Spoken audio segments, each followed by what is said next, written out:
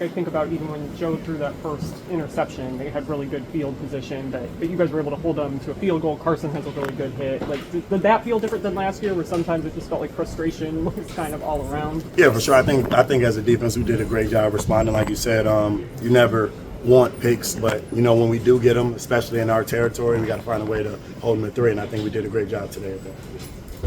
Greg, we talked to Seth, and he used the phrase like he's sick of losing. And obviously, a lot of you guys are. Can you channel that energy into something positive?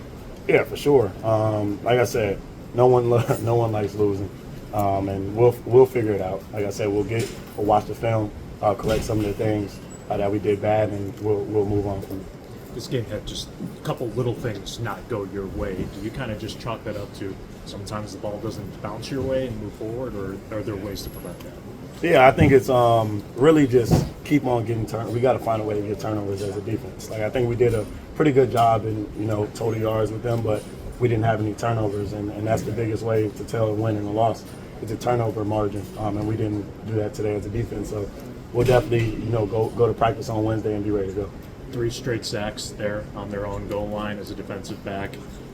Take me through that whole sequence when you turn around and you realize they got him again.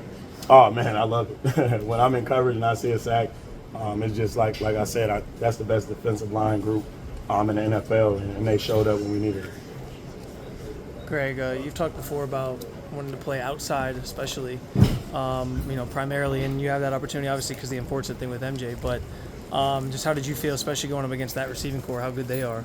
Yeah, I felt great. Like I said, all glory to God. I was able to be out at training camp this year, like actually be able to get out there with the guys and do that thing. So I felt great out there today. I think I had a pretty good day, but wasn't good enough. We didn't win. So try to figure out how to turn some of those, pass defense into interceptions. Greg, as a corner, I think you might be one of the people who can relate to how Andre's feeling, just like there's spotlights on you way more when you do wrong than when you do good. How can you relate to what he's going through right now? Yeah, I mean, at the end of the day, we all want plays back. Like, there's plays out there on the field that I wish I could have had back. We got his back. He'll be fine. Everyone will forget about it next week when he knocks 10 of them down, so we'll be all right. What was the messaging for the defense, going out there, especially in that second half, getting those stops, forcing punts, getting the ball back in your offense, and even though it didn't end the way you wanted, you guys put them in positions to try to get some points on the board? Yeah, it was all about just go out there and execute. You know what I'm saying? We just got to do our job, and that's all we got to worry about is us. And I think in the second half, we did a pretty good job of being us, and I think we put ourselves in a good position, so we just got to continue that momentum. One of those big plays was Carson Schlesinger. What did you see from your rookie? Oh, he's a monster. I told everybody from the beginning, he'll be an all-pro player eventually, and I think he played amazing today. There's so many questions about whether the defense could get back to the 23 production. You guys held them to 11 first downs, 141 yards. Does that result, from the defensive standpoint, make you think you can get back there? I mean, does it give you a little more confidence that there's the evidence? Like, honestly, my mindset is I don't even remember 2023. Like, our goal is to be the best we can be this year. And like I said, it's week 1. It's a lot of football left to play. But as long as we keep working every single week, continue to hone on our crafts, I think we'll be another legendary defense. Greg, I don't know if you've already been asked this. I'm sorry if you have, but how do you think that Joe did out there today? And do you guys feel like you're in really good hands with Joe and kind of back to some of that magic that she had in 2023? Well, we don't want to look backwards right now. Sure. I mean, just how do you feel like Joe did? I think Joe did amazing. Like I said, we obviously had some mishaps, and that's on us as players to fix some of those things. I think Joe did an incredible job.